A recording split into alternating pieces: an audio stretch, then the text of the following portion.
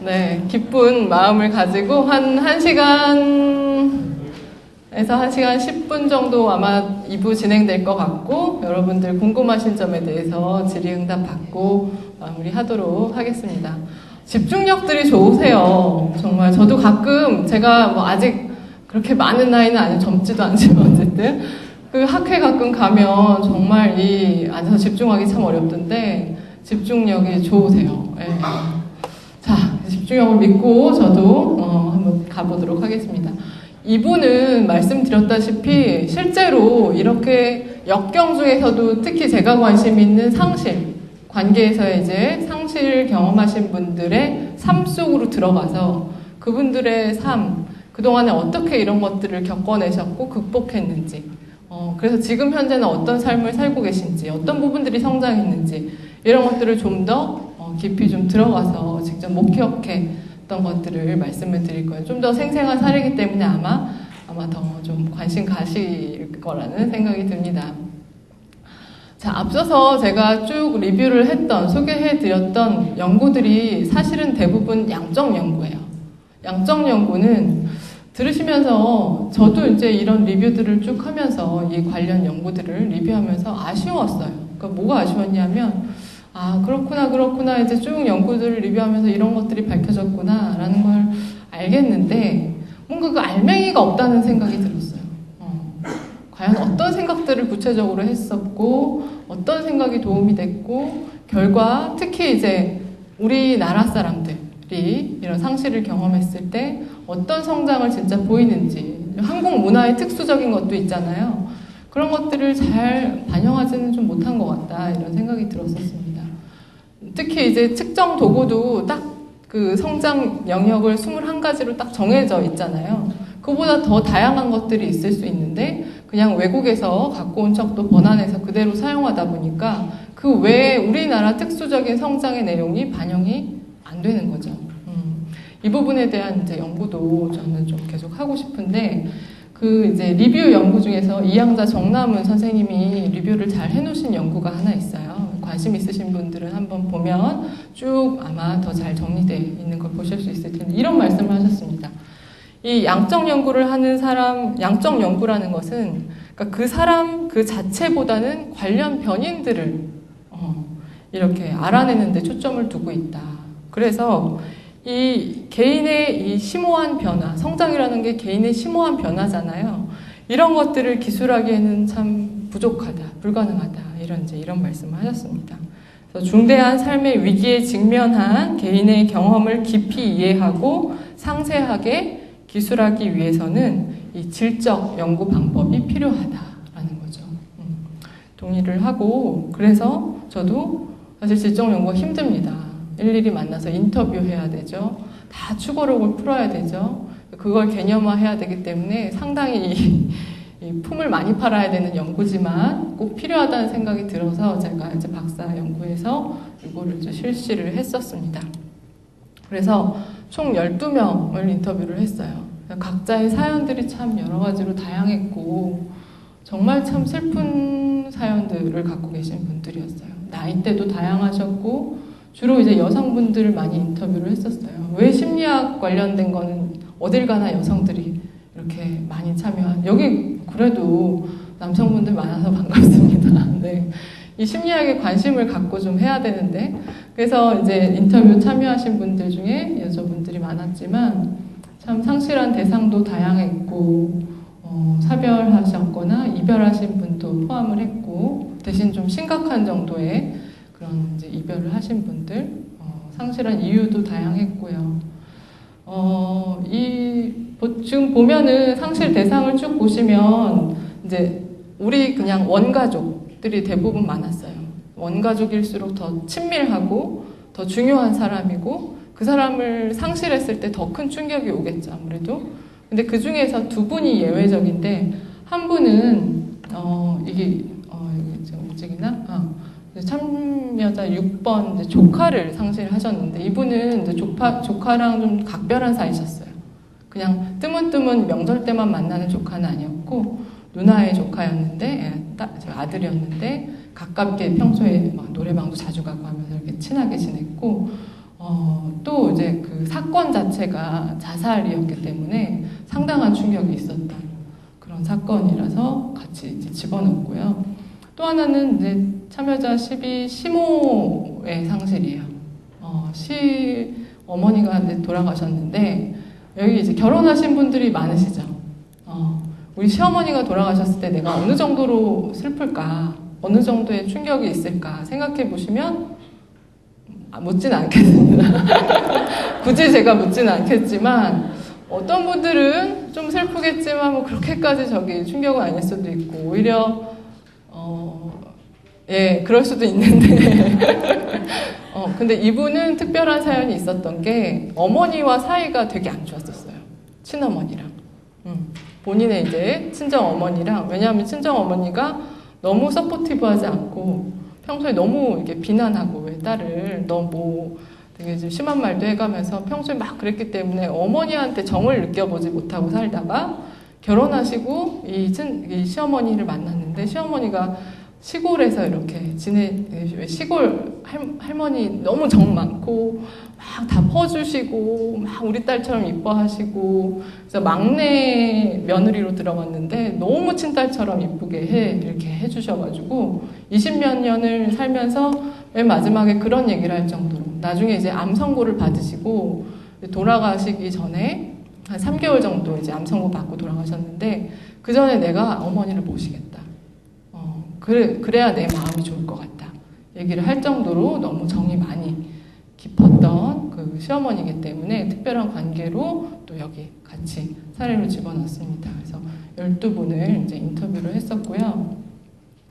이제 3분 정도만 말씀드리면 참여자 1의 경우에 이제 아버지가 돌아가셨는데 너무 이 아버지가 안 됐었어요. 그러니까 아버지가 췌장암으로 이제 돌아가셨는데 췌장암 말기라서 안 그래도 이제 곧 돌아가실 분이었는데 이걸 못 견디시고 이제 자살을 하신 거예요.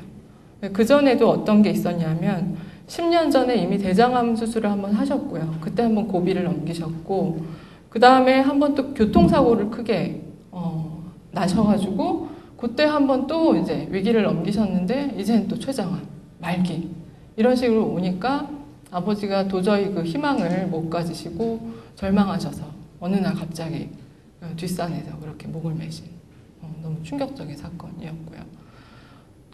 참여자 8분 경우에는 남편이 아까 이제 제일 세상에서 큰 인간이 겪을 수 있는 스트레스 중에 사랑하는 배우자의 사별인데 남편이 갑작스럽게 교통사고로 이렇게 돌아가셔서 굉장히 또 힘드셨던 분. 그 다음에 참여자 9분 경우에는 이분은 이제 거의 만삭에서 사산을 하셨어요. 그래서 이것도 되게 심각한 상실로 제가 생각이 되는데 어렸을 때 불임 판정을 받았는데 그래도 어떻게 잘 하셔서 첫째 아들을 가지셨는데 그래도 어렵게 가졌기 때문에 둘째 임신도 굉장히 기다리셨었어요. 너무 손꼽아 기다리셨고 중간에 한번 유산한 적도 있으시고 너무 손꼽아 기다려서 거의 9달 막 이렇게 하셨는데 3일 전에 출산 예정이 3일 전에 갑자기 사산을 하셨던 너무 저도 인터뷰를 하면서 막 같이 눈물이 나올 정도로 너무 안타까웠던. 그러니까 이 상실하시고 지금은 시간이 좀 지났고 어느 정도 성장을 많이 했다고 하신 분들을 제가 인터뷰를 한 건데 척도상에서 실제 이분들이 어떤 삶을 살고 계실까가 참 궁금했었어요. 그냥 질문지로 이렇게 하고 난 이렇다라고 체크한 거 어떻게 믿어요, 그죠? 직접 인터뷰를 해서 좀 만나 뵙고 싶었는데 이분들이 결과적으로는 참 많이 성장하셨고 많이 삶도 변하셨고 긍정적인 면으로 변하셨는데 공통적으로 한 가지는 인터뷰하면서 역시 그때 얘기를 꺼내면 눈물을 흘리셨다는 거. 되게 의미 있는 관찰이었던 것 같아요. 그래서 이분들은 이제 인터뷰를 쭉 하고 나서 이분들의 이제 근거 자료를 가지고 질적 연구 방법론에 따라서 이렇게 개념을 추출하고 범주화하는 그런 과정들을 거쳤습니다. 요거 이제 나중에 더 질적 연구에 관심이 있으시면 좀 더 시간을 많이 들여서 아마 배우셔야 될 부분인 것 같아요. 넘어갈게요.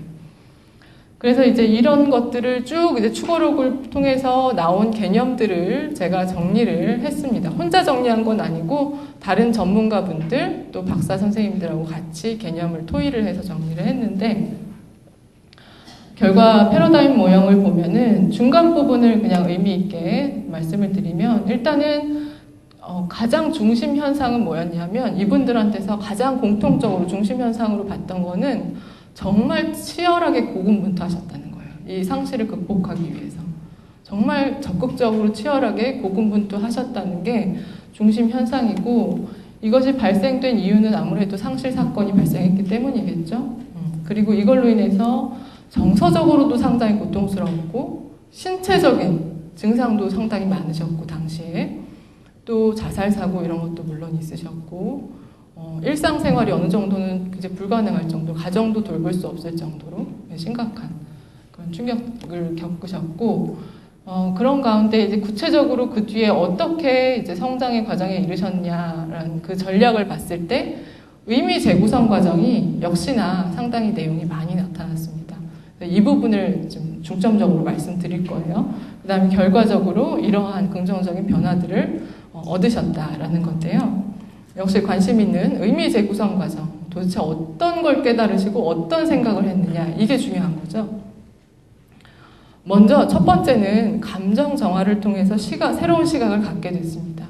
어떤 표현을 쓰셨냐면 실컷 원망하셨다면서요. 실컷. 하느님, 종교가 있으시면 하느님한테 막 원망을 하고 막 매일같이 가서 그런 어떤 감정 정화 시간들이 한참 있은 후에 어느 순간 뭔가 새로운 시각을 갖게 됐다라는 게 첫 번째였고요. 두 번째는 어쩔 수 없음을 받아들임.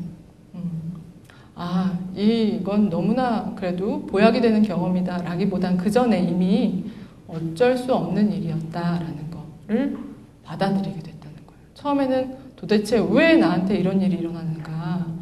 왜 나? 하필이면 왜 나? 계속 이 의문이 들다가 나중에는 어쩔 수 없는 일이다라는 것을 받아들이는 단계가 하나 주요하게 있었고요. 또 하나는 여러 가지 감정들이 막 발생을 하잖아요. 슬픔, 분노, 우울, 불안, 좌절 여러 가지 감정들이 있었지만 그 중에 유일하게 수용하는 감정이 있었는데 그게 바로 슬픔입니다. 슬픔에 대해서는 내가 가져가야 될 거다라는 얘기들을 많이 하셨어요. 자, 슬픔에 대한 이제 수용이 되게 주요했고요. 또 하나는 인생의 유한함을 깨달음. 인생이 무한정할 것 같았고 그동안에 그래서 되게 허구만을 쫓다가 인생이 끝이 있는 거구나. 만남과 이별이 있는 거구나. 이런 주요한 깨달음을 얻으셔서 그때부터 자기 가치관도 변화하고 이런 또 결과들이 있으셨어요. 또 한 가지는 대상과의 연결성을 회복한다는 겁니다. 단절됐지만 다시 한번 그 대상과의 연결성을 내가 계속 생각하고 연결될 거라고 믿고 하면서 연결성을 회복하는 것도 또 주요한 개념 중에 하나였고요. 또 긍정적인 주의 전환. 내가 지금 막 고통에 빠져 있어서 내 고통밖에 안 보이고 불행밖에 안 보이고 그러다가 어느 순간에 내가 갖고 있는 주변의 자원들, 내 사람들, 소중한 남아있는 사람들, 내가 돌봐야 될 사람들 이런 새로운 삶의 의미들이 또 보이기 시작하는 거죠. 이런 것도 되게 주요한 의미 처리 과정이었습니다. 마지막으로 긍정적인 재평가. 개념이 3개씩이나 있죠. 가장 좀 주요한 의미 처리 과정. 거의 마지막 부분에 일어나는 것 같아요. 이게 꼭 순서대로는 아니지만 막 뒤섞여 있는 개념들이지만 대부분이 이런 순서로 좀 가다가 긍정적인 재평가가 맨 마지막 부분에 좀 일어나는 것 같습니다. 구체적인 버버팀을 좀 보여드리면 첫 번째가 감정 정화를 통해서 새로운 시각을 갖게 됨이에요. 이분이 이제 부친을 사별하신 분인데 이제 처음에는 하느님을 원망했죠. 내가 크게 잘못한 게 없었는데 어떻게 도대체 왜 이런 일이 저한테 주실 수 있냐고 원망했죠. 납득이 안 가고 이해할 수도 없고 수용도 안 됐어요. 그래서 매일 새벽 기도를 다니면서 어린애가 생떼 쓰듯이 계속 불평불만만 했던 것 같아요. 그러다 어느 순간 마음에 울림이 있었던 것 같아요. 그래도 살아계시지 않냐. 수술로 바로 돌아가실 수도 있었는데 하는 생각이 들면서 그게 감사했어요. 이 얘기는 뭐냐면 이분이 부친을 결국은 사별을 하셨는데 중간에 한번 그 수술을 하다가 수술 도중에 뇌졸중이 발생을 해가지고 한번 되게 급격히 안 좋아지신 적이 있었어요. 그때 한번 또 좌절을 그러니까 우리가 좌절이 사실은 한번 뚝딱 이렇게 하는 게 아니라 좌절의 순간들이 좀 있잖아요. 그래서 처음에 이제 그 수술 중간에 뇌졸중이 확 발생하면서 한번 확 이제 위기를 겪으신 거죠. 그때 너무 좌절했었는데 그 다음에 이제 의미 처리 과정을 막 겪으면서 그래도 그때는 아직 살아계시지 않느냐, 숨 붙어 있지 않느냐, 아직은 희망이 있다라는 그런 생각들을 했다는 거예요. 그리고 이제 대부분의 분들이 하느님을 많이 원망하더라고요. 그러니까 우리 교회나 저는 이제 개인적으로는 천주교 신자인데 교회나 뭐 천주교나 불교는 좀 또 색깔이 다르죠. 근데 원망할 대상이 있다는 건 중요한 것 같아요. 그리고 그 원망에 대해서는 되게 치유적인 효과가 있기 때문에 아마 뭐 하느님도 원망한다고 벌하시진 않을 것 같아요. 그래, 필요한 과정이다. 그러면서 계속 가서 벤틸레이션 하는 과정이 있는 것 같고, 이게 심리학적으로는 어떤 효과가 있는 것 같으냐 하면 원망하고 막 분노를 표출하고 이렇게 하면 이게 감정 정화가 되거든요. 우리가 이제 정서적으로 지금 정서 조절이 안 되고 있는 힘든 상황인데 감정 정화를 좀 하고 나면 어느 정도 정서 조절이 돼요. 그러면서 우리 정서 조절에 빼앗겼던 인지적인 용량이 조금 더 늘어나는 거예요. 생각할 수 있는 그런 여유가 생긴다는 거죠. 그러면서 그 인지적인 용량을 조금 더 나를 성찰하는 데 쓰고 세상을 성찰하는 데 쓰고 사건을 성찰하는 데 쓸 수 있는 그런 이제 생각이 듭니다. 그래서 그런 효과가 있는 것 같아요. 그래서 도움이 되는 것 같습니다. 그 다음에 아까 말씀드렸던 슬픔에 대해서 슬픔에 대해서는 내가 그냥 계속 가져가야 되는 것 같다. 이런 표현을 많이 쓰셨어요. 참여자 5도 슬픔을 완전히 접지는 말자. 이런 표현을 쓰셨고요. 참여자 8도 내가 평생 안고 살아가는 거다. 이런 표현을 썼습니다. 저도 제가 왜 이 주제에 관심을 갖냐, 특히 왜 상실에 관심을 갖냐 궁금하시죠? 이렇게 젊은 사람이 아까 나이가 어리다고 말씀하시는 감사합니다. 제가 조금 동안이에요. 그래서 나이보다 조금 낮게 보시긴 하는데 많진 않죠. 네. 적지 않은 나이에 많지 않은 나이에 제가 이제 사별을 경험을 했었습니다. 예전에 뭐 사별을 한번 경험했었고 최근에 2년 전에 아버지가 이제 돌아가신 경험이 있었어요. 되게 안타까운 사연으로 돌아가셨었죠. 제가 이제 심리학을 하는 사람이라 지금에 와서는 이런 것들을 이렇게 심리학으로 잘 녹여내서 승화시킬 수 있었던 게 너무 감사하다 생각이 들지만 그때 당시에는 도대체 왜 저도 이제 이 생각 많이 했고 왜 하필 나한테 자꾸 이런 시련을 뭐 이런 생각도 많이 했고 힘들었고 그런데 지금은 이거를 이제 연구나 어떤 학업적인 혹은 이제 제가 내담자를 이렇게 상담하는데 좀 이렇게 녹여낼 수 있는 오히려 아까 제가 역경을 거꾸로 하면 경력이라고 말씀드렸잖아요. 아팠지만 저한테 큰 경력이 됐던 그런 이제 경험이 됐다라는 생각이 들고 지금도 얘기를 하면 약간 감정이 이제 올라오는데 평소엔 굉장히 씩씩하게 잘 살고 있습니다. 그래서 제가 이제 저도 어느 정도 이걸 통해서 성장한 부분도 있고 제 삶이 변화한 부분도 있고 평소에도 이렇게 좀 뭐랄까 전보다 조금 더 안정된 균형 잡힌 삶을 살고 있다라는 생각이 들어요. 하지만 여전히 얘기가 나오면 이 슬픔은 남아있다는 생각도 들고요. 그래서 맞는 얘기라는 생각이 들고 굉장히 공감이 갔던 부분이 맞습니다. 네. 자, 그 다음이 이제 연결성을 회복하는 거예요. 이게 상당히 치유적인 효과가 있는 것 같습니다. 사실은 환상이잖아요.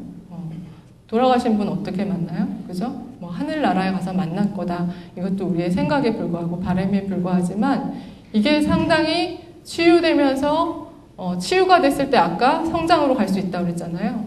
치유가 되면서 성장할 수 있는 에너지를 끌어오는데 도움이 되는 생각인 것 같아요. 그래서 참여자 5 같은 경우에도 천국에서 아빠를 만날 거다라는 걸 기약하고요. 또 남편도 천국에 가면 만날 거다. 또 이제 어떤 분은 성당에서 이제 주변에서 이렇게 말씀하셨대요. 남편 돌아가셨는데 어디 멀리 선교 여행 떠났다고 생각해라. 그런 말씀을 하셨는데 그게 그때 당시에는 귀에 들어오셨는지 모르겠지만 그게 남아서 나를 좀 이렇게 좀 다독거리는데 도움이 많이 되셨다고 합니다. 그래서 이런 이제 어떤 다시 만날 거, 재회할 거, 이게 완전 끊어진 게 아니라 언젠가는 만날 이 연결의 끈이 있다라는 거를 좀 잡고 있는 것도 도움이 되는 것 같다라는 생각이 들어요. 자, 또 하나는 이제 인생의 유한함을 깨달음. 이게 참 이런 경험 아니면 사실 이런 거 잘 못 깨닫잖아요. 그죠? 이 상실뿐만이 아니라 내가 뭔가 큰 심각한 어떤 역경이나 이런 경험을 한번 딱 했을 때 이게 실존적인 이런 깨달음을 얻게 되는 건데 특히나 이제 상실을 경험했기 때문에 뭐 사별은 더더욱 그렇고요. 어차피 죽을 거니까 어차피 사람은 누구나 죽으니까 오늘 죽어도 여한이 없게 살자. 최선을 다해서 살자. 또 관계 역시 이분은 이제 이별을 경험했던 아까 그분인데 관계가 유한하다는 걸 깨달은 거예요. 그래서 지금까지는 되게 주변 사람들을 하찮게 보고 소중하게 생각 안 하고 그러다가 관계는 유한하다. 지금 있는 사람, 주변 사람들 더 친하게, 더 소중하게 그렇게 살자 이런 생각을 하셨고 참여자 6 경우에도 사람이 언제 죽을지 모르니까 이 인생의 유한함을 깨닫게 되는 순간 사람이 변하는 것 같습니다. 그죠? 네. 자, 긍정적인 재평가 부분은 이런 표현을 직접 쓰셨어요. 참여자 7의 경우에는 고난이 축복의 통로다라는 말을 들어왔다. 그러니까 이분은 들어보니까 그 전에 상당히 경제적으로 풍족하셨더라고요. 풍족한 집안의 막내딸로 자랐어요. 어떻겠어요? 그죠? 짐작이 되죠? 좀 자기중심적인 면도 많이 있고 주변에 좀 베풀 줄 모르는 것도 있고 이분이 그 말을 쓰셨나? 정확히 기억은 안 나는데 별명이 나객관이래요. 나객관. 나는 늘 객관적이고 항상 옳고 나랑 친구인데 의견이 다를 수 없다.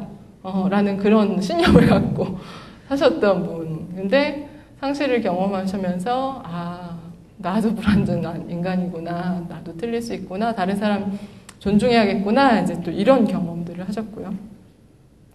참여자 2일 경우에는 이게 나중에 시간이 지나고 나서 이 과정이 얼마나 위대한 과정이었나라고 아마 떠올릴 수 있을 거라는 확신이 든다라는 얘기를 했었습니다.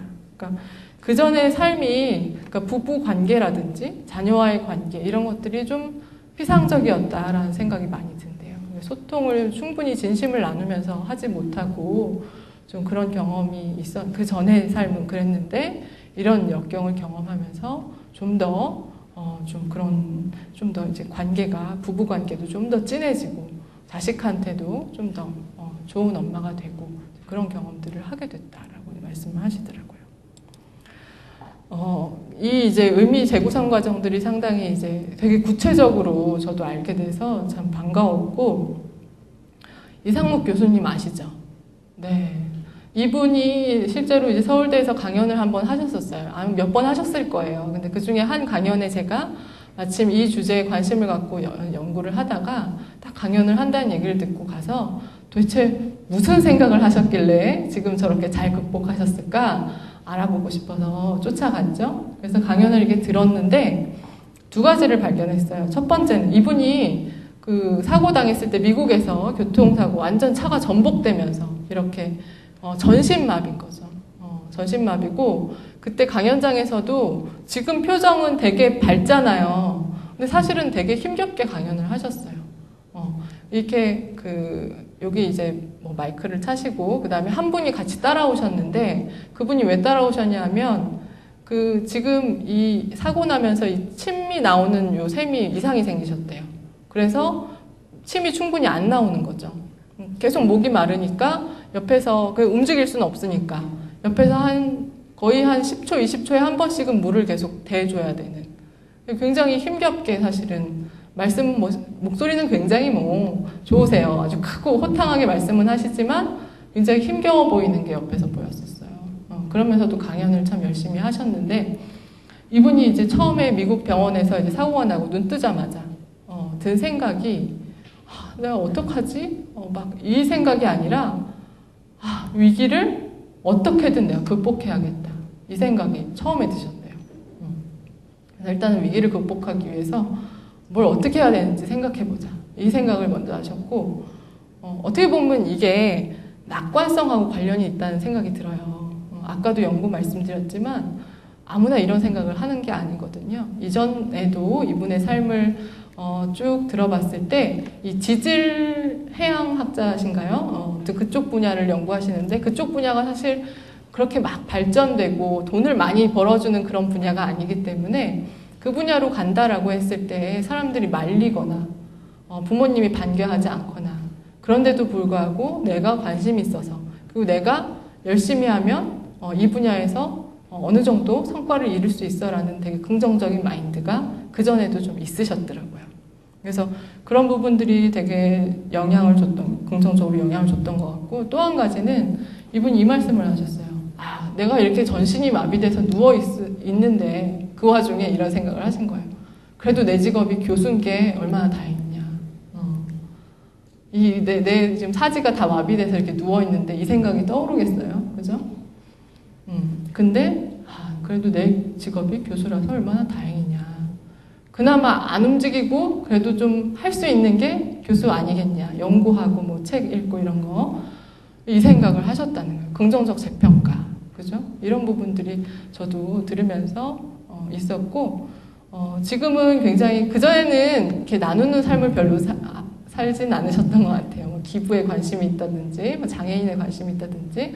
근데 이제 이런 걸 겪고, 주변에 도움도 많이 받고, 이런 경험들을 하면서 주변에 좀 나누는 거에 대해서 관심을 많이 갖게 되셨고, 또 지금 구체적으로 장애인 복지를 위한 어떤 기구를 이제 마련하시는 사업을 본격적으로 추진 중이시다. 이렇게 들었었어요.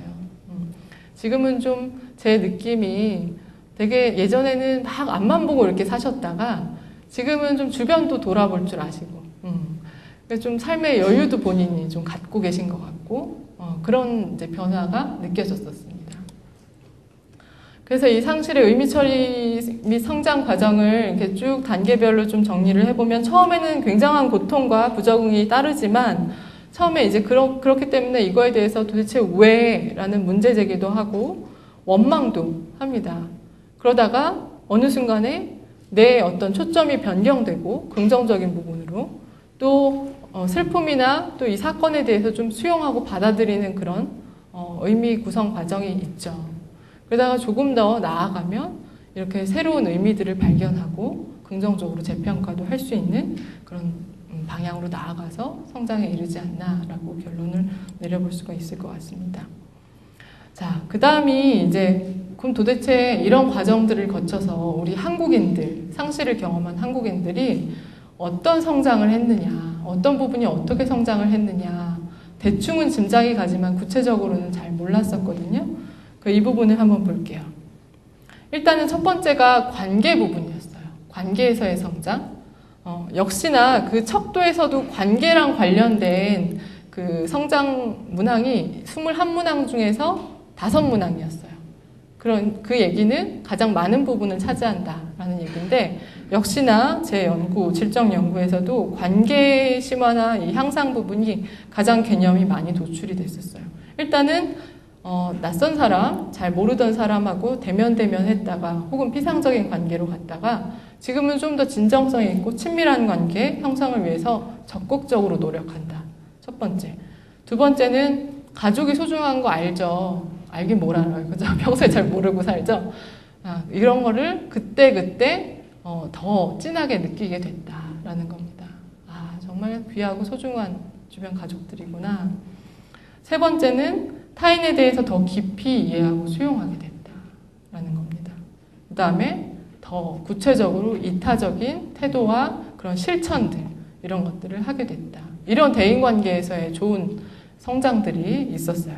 두 번째는 자기 수용 및 긍정. 나 자신을 사랑하게 됐다는 표현을 참 많이 쓰셨어요. 신기하죠? 그냥 중간 과정 없이 생각하면 상실을 경험했는데 나 자신을 사랑하게 돼요. 그죠? 그게 참 신기하고 이상한데 그렇게 됐다는 겁니다. 이런 의미 처리 과정을 거쳐서. 저도 뭐 여러 가지 이제 역경후 성장 그런 것들을 일부 저도 경험했다는 생각이 드는데, 예전에 제가 그런 걸 경험하기 전 학부 때, 20대 초반 이럴 때, 저 자신에 대해서 참 자신감이 없었어요. 내가 얼마나 뭔가 가지고 있는지도 잘 몰랐었어요. 근데 제가 이제 심리학은 복수 전공을 했고, 그 전에 불어 교육을 전공을 했었거든요. 그래서 교생 실습을 나가야 되는데, 교생 실습을 나갔을 때, 한 학생이 저한테 그런 얘기를 하는 거예요. 아, 선생님은 좋으시겠어요. 정말 아무 걱정이 없으시겠어요. 그러면서, 왜? 왜? 얘기했더니, 뭐, 제 입으로 얘기하기 좀 그렇지만, 키도 크시고, 뭐, 얼굴도 이쁘시고, 죄송합니다. 뭐 서울대 나오셨고, 그러니까 아무 걱정이 없을 것 같아요, 선생님은. 근데 그 얘기를 들었을 때, 저는 얘가 왜 이런 얘기를 하나? 전혀 나랑 관련 없는 얘기를 뜬금없이 한다라는 생각이 들었었거든요. 그리고 참 물정 모르는 얘기나 무슨 걱정이 없어 이런 생각도 들고, 야 세상에 얼마나 험한데 뭐 이런 생각도 들고 그랬었어요. 그러니까 제가 갖고 있는 거, 제가 잘할 수 있는 거, 제가 부족한 점도 있지만 잘할 수 있고 또 귀한 부분도 있는데 잘 몰랐었어요. 안 보였었어요. 늘 자신감 없고 그랬었는데 이런 과정들을 거치면서 저도 이제 그런 걸 느껴요.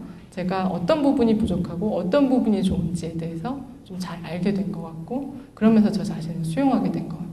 사실 자기 수용이 일어나면 이제 끝인 거죠. 그죠? 좀 더 삶이 좀 여유로워지고 평화로워지고, 그러면서 늘 나만 다른 사람한테 어떻게 보일까만 신경 쓰다가 주변이 이제 보이기 시작하는 거예요. 주변에 아 나만 이렇게 못난 게 아니라 다른 사람도 약한 부분도 있고 도와줄 부분도 있고 다 사람들이 그런 것들을 갖고 있구나. 그래서 내가 할 수 있는 걸 하자. 눈치도 덜 보게 되고. 그래서 얼마 전에는 그런 경험을 했어요. 그래서 그전에는 눈치 많이 보느라고 하고 싶은 것도 못하고 수줍고. 그래서 뭐 착하니까 누구한테 도움을 주고 싶어도 이걸 못해. 왜? 괜히 그냥 어떻게 보일까. 선뜻 손을 못 내밀고 그랬죠. 근데 얼마 전에 이제 변화된 제 자신을 발견한 거예요. 아줌마 되기 전에는 사실 이제 이렇게 막 못하거든요. 그래서 어떤 아주머니께 좀 나이가 한 50대 되신 분이 무거운 짐을 들고 택시를 타려고 하시는데 이걸 들고서 택시를 이게 열 수가 없잖아요. 그래서 끙끙대면서 택시 문을 이렇게 하려고 하는데 다시 닫히는 거예요. 그 장면을 보고 정말 아무 생각 없이 그냥 가서 택시 문을 열어드리고 타시라고 하고 이렇게 보내는 그 행동을 이렇게 하고 나서 정말 작은 에피소드인데도 아 이런 행동을 내가 아무 다른 거추장스러운 생각 없이 그냥 했구나. 아 이런 변화가 있구나. 이제 이런 생각도 많이 들었었어요. 이후에 이 뒷부분에 바로 나오죠. 자기 실현의 삶. 정말 한국인의 성장의 특징을 가장 잘 나타내주는 부분이 이건 것 같아요. 눈치 보기를 멈추고 자신의 욕구와 가치를 존중함. 눈치 보기를 멈추는 게 우리는 꼭 필요한 우리 한국인한테 큰 성장의 내용 중에 하나인 것 같아요. 이건 이따가 좀 자세히 말씀드리고, 나 자신한테 투자하게 돼. 다른 사람의 기대, 다른 사람 돌보는 거 이것만 이제 생각하다가 나 자신한테 투자하게 되고 적성에 맞는 일을 찾아서 하게 되고 또 내 삶의 기술과 역할이 확대되는 이런 자기 실현의 삶으로 가는 거 굉장히 중요한 성장의 영역 중에 하나인 것 같습니다. 그리고 성장 이제 성격 강점 중에서도 강인성, 그 다음에 유연성, 그 다음에 스트레스 감내력, 겸손 이런 것들이 증가하는 것들이 또 발견이 됐고요. 또는 이제 아까 또 이제 언급한 거랑 관련이 있는데 삶의 의미와 가치에 대해서 긍정적으로 변화하게 됐습니다. 평범한 일상에서의 행복을 깨닫게 된다. 또 하나는 최선을 다해서 후회 없이 살기로 한다. 관계의 소중함을 깨닫는다. 이 평범한 일상에서 내가 그래도 늘 부족하잖아요. 늘 남과 비교하게 되고, 우리 뭐 저기 더 넘치나, 잘 사는 압구정 여기 사시는 분, 잘 사는 동네에 사시는 분과 또 비교하게 되고, 또 막 잘 나가는 남편 아내 비교하게 되고, 이제 이런 것들이 우리를 좀 많이 불행하게 만드는데, 지금 내가 평범하게 살고 있는 이 일상이 얼마나 소중한 거에 대해서 깨닫게 되는 거. 그 깨닫게 되는 순간 사실은 행복감이 완전히 증가하는 거죠. 뭐가 중요하겠어요? 내가 행복한 게 중요한 거죠. 그죠? 종교적으로도 이렇게 신앙심이 깊어지거나 신 앞에 대해서 더 겸손해지는 그런 성장도 있고요. 감사 경험이 증가하는 것도 상당히 중요하다는 생각이 듭니다. 저도 역시 경험을 했고 소소한 것들에 대해서 감사를 많이 자주 하게 되고요. 주변 사람들에 대해서 더욱 감사함을 많이 느끼고요. 살아있다는 것 자체에 대해서도 되게 감사하다는 걸 느끼게 된다. 살아있다는 것 자체를 감사하게 되면 얼마나 일상 하루하루가 소중하고 의미가 있겠어요. 그죠? 소소한 것들에 대해서 감사하게 될수록 우리가 삶이 더 행복하게 되겠죠? 조망이 확대되는 것. 인생을 보는 그 시야가 굉장히 넓어지고 처음에 제가 소개해드렸던 그 정크 아트 이렇게 멀리서 비추듯이 세상을 좀 바라볼 수 있는 균형 잡힌 시각을 갖게 되고 이런 변화들이 있습니다. 이것들에 대해서 중요한 부분 다시 한번 몇 개만 찝어볼게요. 일단 이 연구를 통해서 이 역경우 성장 척도에는 좀 모호한 척도들이 있었어요. 여러분도 모호한지 아닌지 한번 판단해 보세요. 이런 이제 문항이 있어요. 중요한 우선순위가 바뀐다. 새로운 관심사가 생긴다. 이게 성장의 내용일까요? 어떻게 생각하세요? 저도 이제 여론조사를 안 해봐서 이게 성장의 내용이다 생각하시는 분 내려보세요. 성장이라고 보기엔 좀 모호하다 하시는 분 손 들어보세요. 아, 이게 더 적네요. 지금 의도랑 좀 반대로 약간 당황스러운데, 그러니까 중요한 우선순위가 바뀌는데 제 얘기는 어떻게 바뀌었냐 내용이 빠져 있다는 거예요. 새로운 관심사가 생겼다는 부분도 어떻게 바뀌었냐가 어떤 관심사가 생겼냐 이 부분이 좀 더 추가가 돼야 된다는 건데, 이 질적 연구를 통해서 평범한 일상에서 행복을 깨닫게 됐다. 최선을 다해서 후회 없이 살기로 했다. 또 관계의 소중함을 더 깨닫게 됐다. 이런 것이 좀 더 이 문항들을 구체적으로 보여주는, 좀 더 이 사람이 성장해서 더 실제로 행복한 삶을 살게 되었구나를 보여주는 구체적인 문항이라는 생각이 들었습니다. 그리고 아까 이제 제가 말씀드렸지만 한국인의 이제 성장 현상이 여기서 드러나는 거예요. 눈치 보기를 멈추고, 참 그놈의 눈치 보느라고 아주 할 일 못 하잖아요. 그죠? 눈치 보기를 멈추고 자신의 욕구와 가치를 존중하게 된다.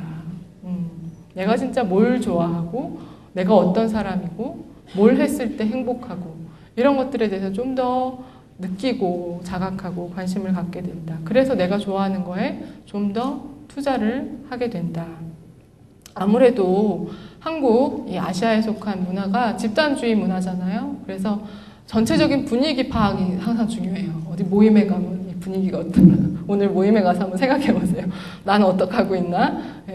제 말씀이 떠오르지 않을까 싶은데, 가서 지금 분위기가 어떤가 이것부터 살펴야 돼요. 어딜 가든지. 정말 나랑 친한 사람들은 왔나?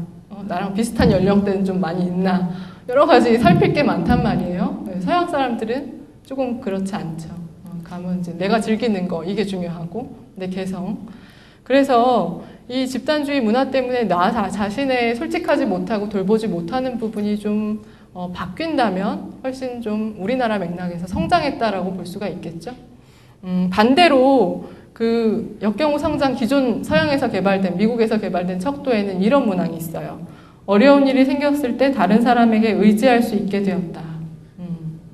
반대로 서양은 이제 개인주의 문화이기 때문에 아무래도 굉장히 뭐 도움 잘 안 청하고 본인 스스로 알아서 해결하려고 하고 혼자 살아가고 하는 사람들이 더 많았는데, 역경을 통해서 좀 더 필요할 때 도움을 요청하게 됐다가 이들한테는 성장의 내용이라는 거예요.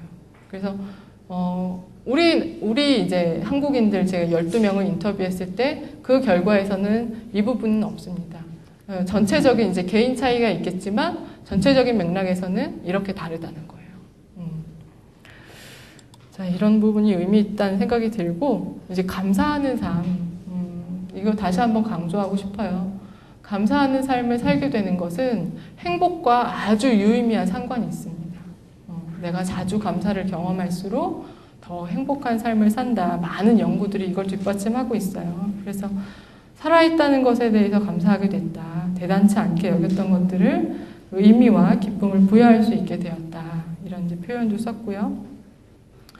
남편과 조금 이분은 대면했던 것 같아요. 게다가 그 뒷이야기는 남편과 막 사랑해서 열렬히 사랑해서 결혼했던 케이스가 아니라 이게 중매로 만나서 적당히 조건이 돼서 결혼을 하셨던. 그래서 이렇게 좀 왜 살면서도 막 이렇게 막 정이 막 오가는 게 막 보이는 부부가 있는가 하면 결혼 안 한 제가 봐도 막 그런 게 보여요. 그래서 그것도 좀 그냥 어떻게 그냥 살아야 되니까 사실은 여러 가지 케이스가 있는데 이분은 이제 그렇게 중매로 만나서 그렇게 사시다가 어떤 위기를 겪으면서 남편과 굉장히 끈끈해졌다고.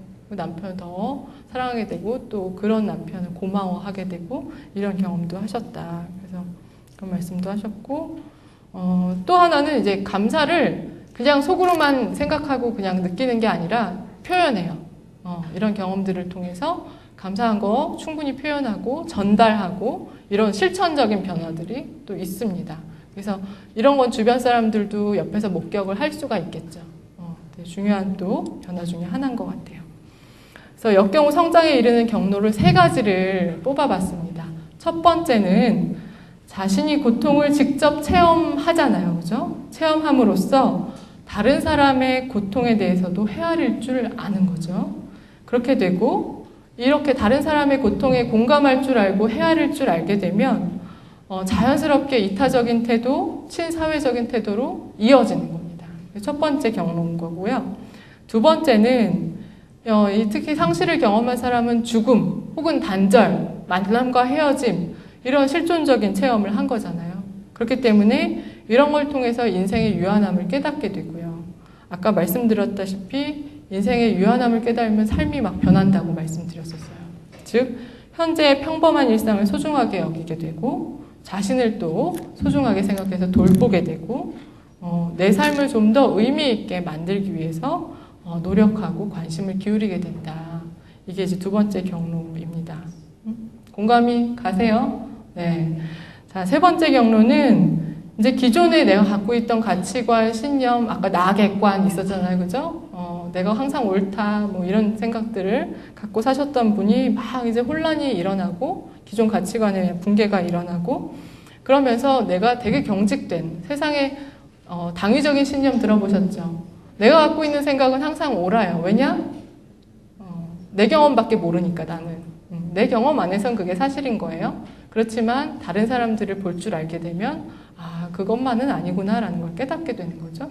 역시 한번 막 흔들림이 있었기 때문에 그 다음에 가서는 그 다음 단계는 유연해지는 말랑말랑해지는 거예요. 이 경직된 신념들이 말랑말랑해지고 나도 한계가 있고 너도 한계가 있고 나도 장점이 있고 너도 장점이 있고 이런 것들이 이제 생기는 거죠.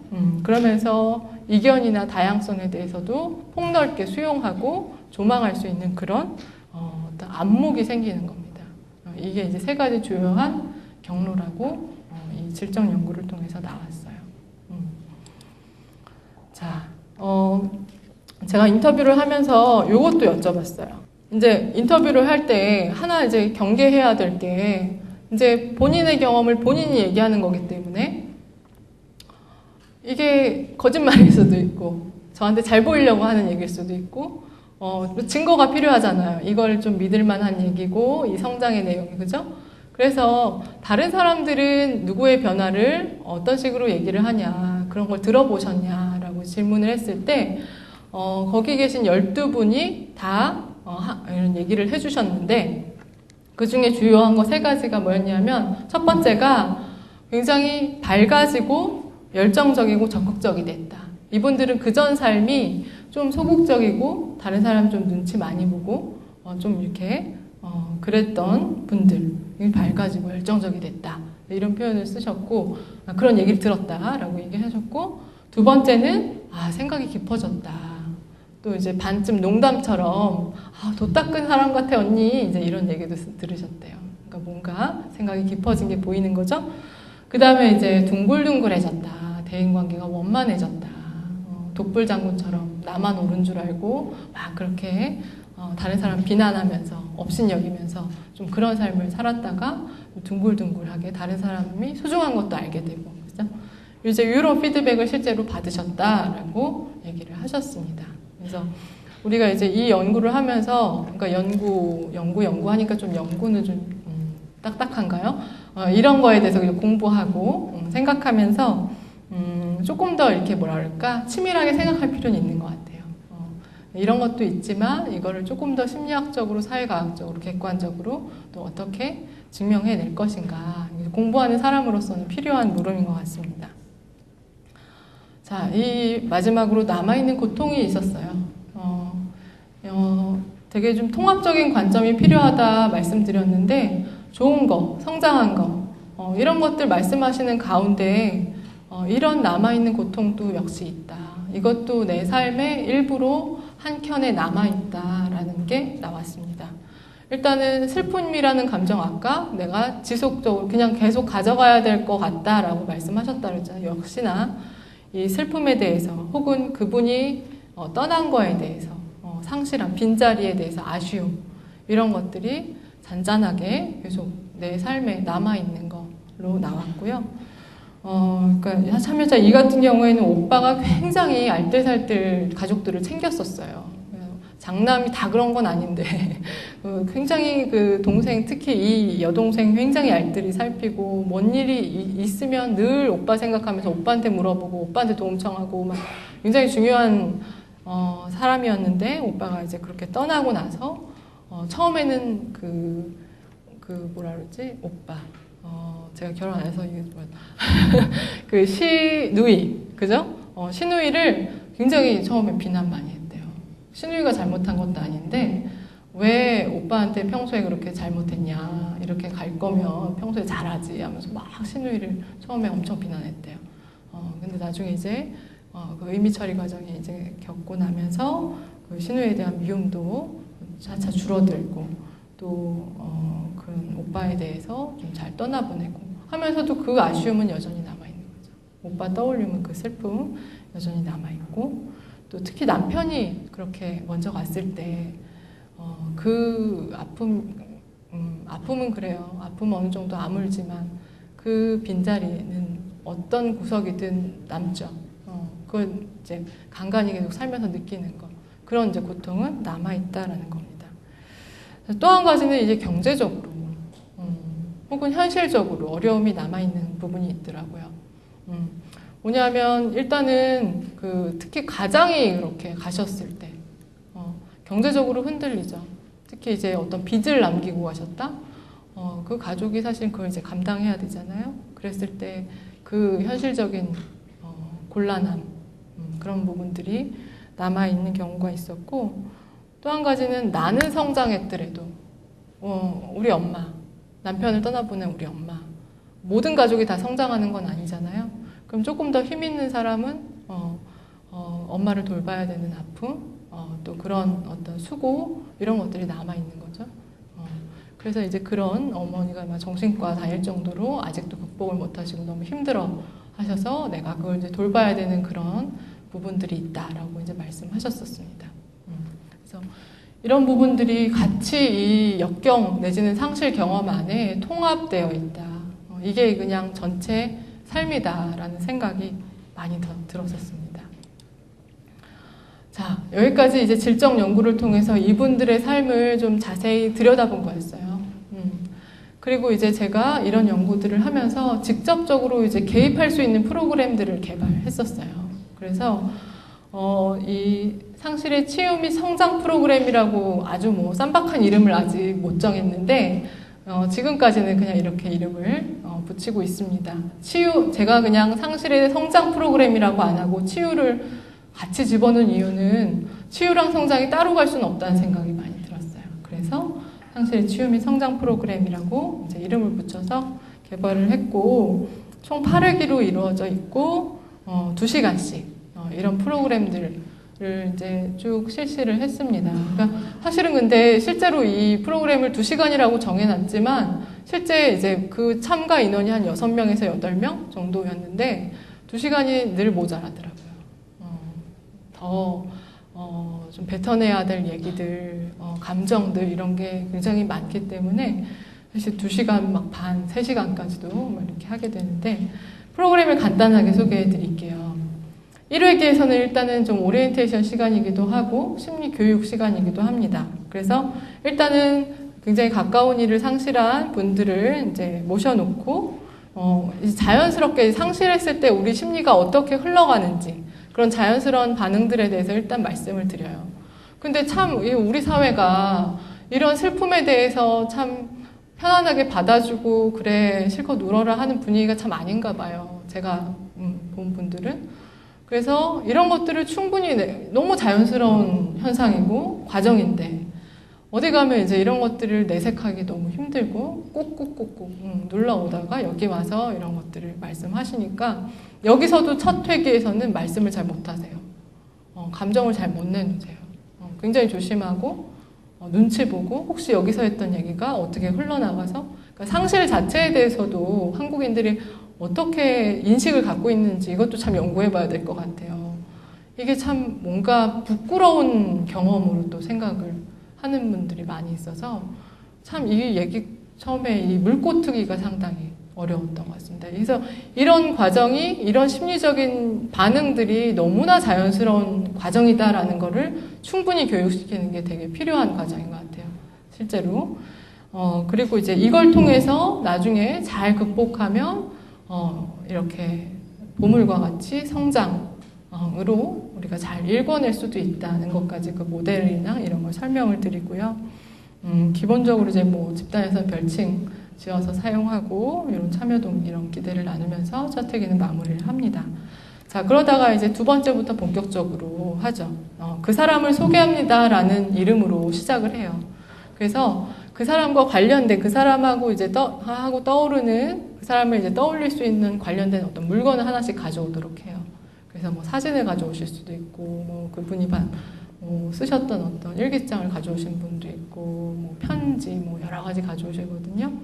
그걸 이제 갖다 놓고 자연스럽게 어떤 경험을 하셨어요? 누굴 상실하셨어요? 이렇게 물어보면 사실 상당히 당황스러워하시고 되게 주저하시거든요. 그래서 그 도구로서 그 관련된 물건을 갖고 좀 소개하면서 얘기를 자연스럽게 이렇게 시작하도록 했었습니다. 이게 효과가 좋았던 것 같아요. 그래서 이 부분이 그 상실을 통해서 지금 고통스러운 이유가 그분을 통해서 내가 충족받았던 어떤 것들이 지금 없는 거잖아요, 더 이상. 그것이 너무나 지금 힘들고 슬프죠. 그분을 통해서 내가 어떤 욕구들이 충족됐고 어떤 좋은 점들이 있었고 어떤 내 삶의 의미가 있었고 이런 것들에 대해서 자연스럽게 얘기하는 시간이 됩니다. 자, 그러다가 이제 3, 4회기에는 이분들이 이 고통이 너무 크기 때문에 그거에 대해서 충분히 첫 번째는 정서적으로 아까 감정 정화라고 말씀드렸는데 정서적으로 감정 정화하는 시간이 많이 필요하고요. 두 번째는 이 고통이 고통스럽지만 이게 나한테 또 어떤 의미가 있는 건지에 대해서도 생각할 시간이 필요해요. 그래서 일단 상실은 너무 아프지만 그로 인한 고통은 이 성장을 위해서 어쩔 수 없이 필수 불가결한 요소다라는 것도 이제 설명을 드리고 특히나 이제 PTSD 증상 중에 하나라고 보는 그 반복적으로 자꾸 관련된 기억이나 장면이 떠오르는 거 이런 것들에 대해서는 충분히 밖으로 내뱉도록 해야 되거든요. 치유적으로. 그래서 조금 더 이제 전문가들이 아무래도 이 프로그램을 같이 이제 운영을 하는 거기 때문에 조금 더 안전한 장소에서 안전한 환경에서 대비된 상태에서 이런 것들을 좀 충분히 떠올리면서 재구성할 수 있게 그때 얼마나 힘들었는지 얼마나 끔찍했는지 여러 그런 것들을 재구성할 수 있게 도와줍니다. 그래서 그런 것들이 떠올릴 때 우리가 보통 많은 사람들이 이렇게 반응해요. 생각하지 말아야지. 없애야지. 생각 안 났으면 좋겠어. 안 떠올랐으면 좋겠어. 근처에도 가기 싫어. 근데 물론 자연스럽게 생각이 안 나면 제일 좋지만 이미 이렇게 자꾸 반복적으로 떠오른다는 거는 내 안에 이게 확 들어가서 박혔다는 얘기거든요. 그래서 그거를 다시 끄집어내서 다시 살펴보는 과정이 필요합니다. 주로 이제 PTSD에서 그 지속적 노출 치료라는 게 기존에 있어요. 그래서 지속적으로 그거를 끊임없이 상담 시간에 반복해서 일부러 끄집어내도록 해요. 한 회기에서 같은 사건을 막 3번씩 끄집어내게 하고 그걸 녹음했다가 집에 가서 또 여러 번 들어보라고 숙제를 내주고 이런 치료가 있어요. 근데 그만큼 자꾸 끄집어내서 내가 재구성하는 과정이 반드시 필요하기 때문에 역시나 그 부분이 여기 좀 들어가 있습니다. 근데 이제 이 부분이 시간이 많이 걸려요. 그래서 한 회기가 아니라 두 회기에 걸쳐서 충분히 시간을 두고 하는 걸로 회기를 짰고요. 자, 5회기에서는 가장 행복했던 순간에 대해서 좀 집중하는 시간. 앞에서 이제 충분히 감정 정화하는 시간을 좀 드리고, 그 다음에 뭐냐면 우리가 참 힘드니까 힘들죠만 하는 게 또 도움이 되는 게 아니에요. 힘든 거에 대해서 충분히 타당화해주고 좀 내뱉을 수 있는 시간을 주는 것도 필요하지만, 또 한편에선 뭐냐면 내가 기존에 갖고 있던 긍정적인 에너지를 돌게 해주는 거, 이것도 상당히 필요한 작업이에요. 분명히 내가 행복했던 순간이 있고 그때 느꼈던 체험들이 있거든요. 그것들이 지금은 잘 안 보이기 때문에 그쪽으로 이 어텐션이 안 가요. 그래서 우리가 의도적으로 그런 것들을 끄집어내 보도록 하고, 그림을 그리면서, 이거 할 때는 이제 그림을 그리도록 하거든요. 그때 기억을 한번 꺼집어내면서 되게 나한테 힘이 되고 따뜻했고 긍정적이었던 기억을 그림으로 좀 그리면서 느껴보고 얘기해보고 하면서 좀 초점 변경을 할 수 있도록 그렇게 해주는 시간을 갖습니다. 그러다가 이제 6회기에서는 삶의 의미와 목표를 설정하는 거예요. 이런 상실들을 내가 겪고 있는데, 지금까지 이제 과거를 봤다면, 지금 현재와 앞으로는 어떻게 살 것인가, 이제 이것들을 같이 생각해 보는 시간입니다. 그래서, 근데 이제 중요한 거는 그냥 지금 생각해 보세요. 앞으로 어떻게 사시고 싶으세요? 물어보면 생각할 수가 없어요. 왜? 내 고통에 지금 너무 함몰되어 있기 때문에 그냥 생각하시라면 생각이 안 들어요. 그래서 어떻게 하냐면 최대한 지금 그 고통이 없다라고 일단 가정하고, 그 고통 때문에 내가 지금 아무것도 할 수 없을 것 같거든요. 그래서 그 고통이 지금 하루아침에 눈을 떴더니 참 마술같이 싹 사라졌다, 평온한 상태다 라고 상상을 충분히 해보도록 하고, 그때 내 삶에 중요한 거, 의미 있는 거, 뭘 추구하면서 어떻게 살고 싶은지 이런 것들을 한번 떠올려 보게 합니다. 그래서 사실 이 어텐션을 이렇게 바꾸는 게 쉽지는 않아요. 6회기에서 하는 게 사실은 더 길게 할 수 있으면 충분히 더 사전 작업을 하고 하면 더 좋아요. 예를 들어서 이런 걸 활용해서 개인 상담을 한다라고 했을 때는 충분히 더 회기를 갖고, 이전 회기를 갖고 요거를 뭐 한 10회기 정도 이렇게 하면 더 좋아요. 근데 이제 집단 상담은 보통 막 이렇게 8회기 이렇게 좀 정해져 있기 때문에 한 6회기 정도의 이런 걸 시도를 해봅니다. 되시는 분도 있고 아직은 그쪽으로 못 가시는 분도 계세요. 자, 그 다음에 이제 7회기에서는 지금까지 했던 애도 작업을 좀 마무리하는 단계로 이제 가게 됩니다. 그래서 이 상실한 대상한테 편지를 쓰는 거예요. 그래서 처음에는 내가 그분한테 전하고 싶은 말을 쓰도록 하고, 그분으로부터 내가 듣고 싶은 말을 쓰도록 합니다. 그리고 맨 마지막으로 내가 나 자신한테 스스로 격려하는 말. 첫 번째, 두 번째도 중요하지만 세 번째, 내가 이런 정말 아주 고통스럽고 너무 힘들고 막 끔찍한 이런 역경들을 경험했지만 너무나 정말 훌륭하게 잘 버텼다. 그런 너한테 힘이 있구나. 대단하다. 정말 고생했다. 이게 셀프톡으로 나오는 게 상당히 중요하다. 누가 이렇게 얘기해 주는 것보다 이게 자기 자신 안에서 이렇게 셀프톡으로 나오는 게 상당히 치유적이거든요. 그래서 이걸 굳이 이렇게 써보게 합니다.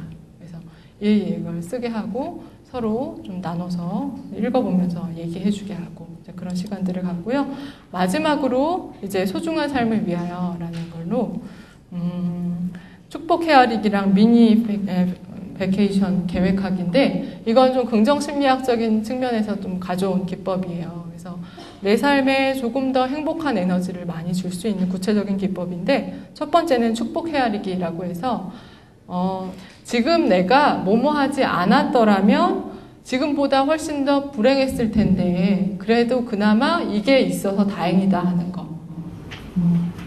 그나마 이게 있어서 감사하다, 다행이다 하는 점들을 생각하게 보게 하는 거예요. 그래서 내가 참 지금 아까 뭐 예전에 빅보이스트 얘기했지만 정말 이게 팔다리가 없는 거에 집중하게 되면 늘 불행하게 되는데, 그래도 내가 이 다리가 한쪽, 발 한쪽이 있어서 얼마나 다행이냐.